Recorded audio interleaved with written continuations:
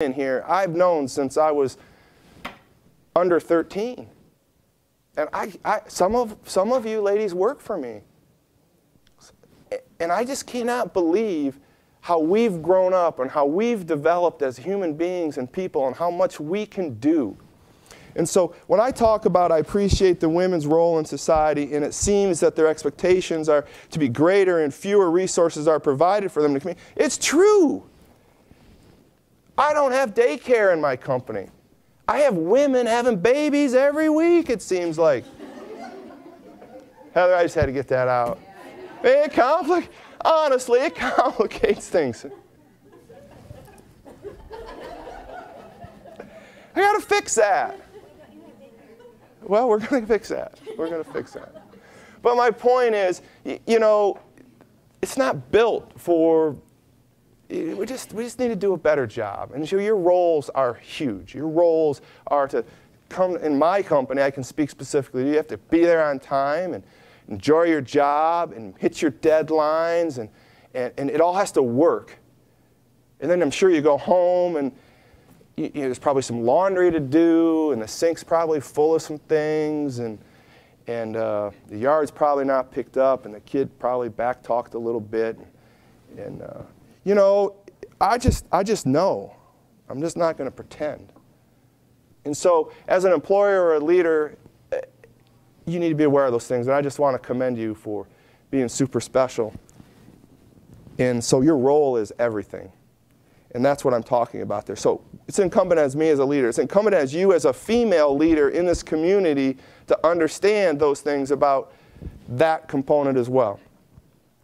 2, Saylor said, many opportunities in the future in this community, in this country. We just need to do a better job, be more purposeful in hiring, training, and creating jobs. How do we make people better? How do we invest in people? In particularly hard-working females. Because what's about you today, ladies? Well, I think the best way to do that is to be aware of it. You have to be aware of it.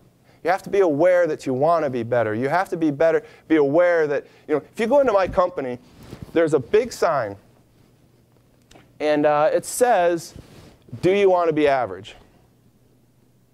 And then my name's underneath it because it's a quote from me. Little secret, I have a little ego. I got a little ego, and so I signed it. And my ego is so ridiculous that I have to have a picture of myself up here while I'm giving this message. You see me right there? That's not, it was in the article. So I think it's funny. So how do we make people better? I think the best thing is to be aware of it. And so I think about my group of employees. And we just had a conversation with everybody. And it was, take personal inventory. Take inventory of your life. Take inventory of your job. Take inventory of your husband. Take inventory of your relationship. Take inventory, because if you don't take responsibility for your own self and your own responsibilities, you can't make anybody better. You have to change it. Yeah, I'll preach it. I will. The last thing this guy went on to say, people need to be aware of how important jobs are regardless of sex or creed. All right? I'm not going to get all serious on you, but I'm going to explain this. I think life is full of bias, and this is, if you're worried, this is the close. I think life is full of bias all day, everywhere. Saylor said, I feel bad for the men. All right, let's talk about bias, because actually I wrote this whole speech just to get to that point, because out of everything this nice lady asked me, this one stuck to me the most. You know, bias. Why would she ask me that? Does anybody have any idea why she would ask me that? I answered questions. So why would this newscaster lady say, do you think there's bias still in the workplace? Help me understand this, because I'm the only man in this room right now. You're a male employer and you employ many females. So you... There still is bias in the workplace. There is. So she wants to make sure you understand. I'm not playing dumb here. I'm almost particularly offended the fact that I don't completely understand where that came from. And so I give this generic, not generic, but this like global Fox News answer. And so I want to understand. So what is bias? What is she talking about? There's been survey after survey where men are paid more for the same job than women are paid. Okay. Across the country. True. What else?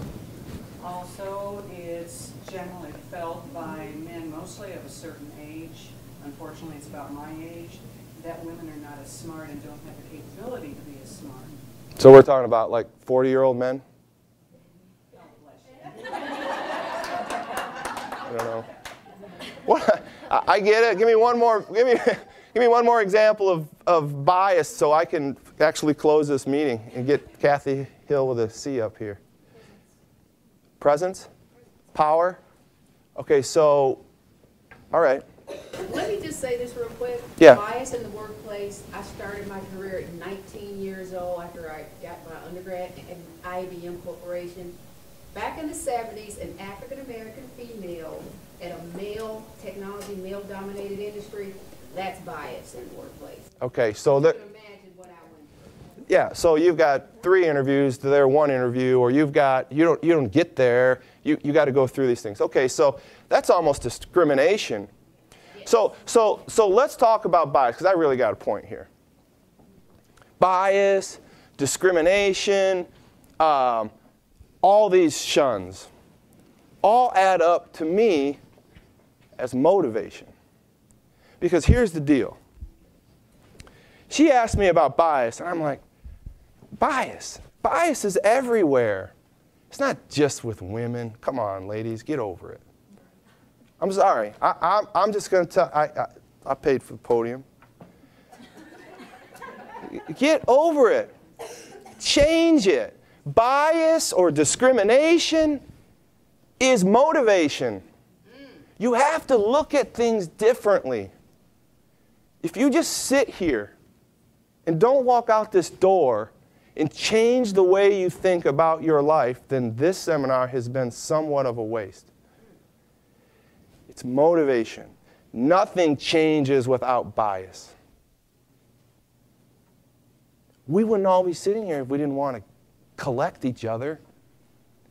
I go to a Detroit Lions football game. Anyone watch football? If I wear my Detroit Lions hat anywhere outside, people laugh at me. It's true. My whole life since I was 8. I might get emotional again here, but since I was 8 years old, I love the Detroit Lions. I mean, I love them. I really love them. I cried at a game we lost just last week. But the good news is, they're biased towards me, right, Kathy? They're picking on me because I got the Lions hat and they're not winners and blah, blah, blah. So guess what? When I go to the Detroit Lions football game and I wear my hat, my Calvin Johnson jersey, and I walk into that stadium, you know what I see? Bam! 80,000 Lions fans and no one's making fun of me. Bias changes things. They collect people, they unite people, they motivate people. And so that's really what I wanted to talk about. In close, I have 3 daughters, and I tell them these same things. And I think that they fall on deaf ears, but they really don't. I say, ladies, change it. If you don't like it, change it. If you want something, go get it. If you want it, change it. My youngest daughter, she's 14, and she was upset. She goes to this academy, and this baseball player who's going to be drafted by the Yankees, supposedly. That's his story, right? Made fun of her because she was a softball pitcher.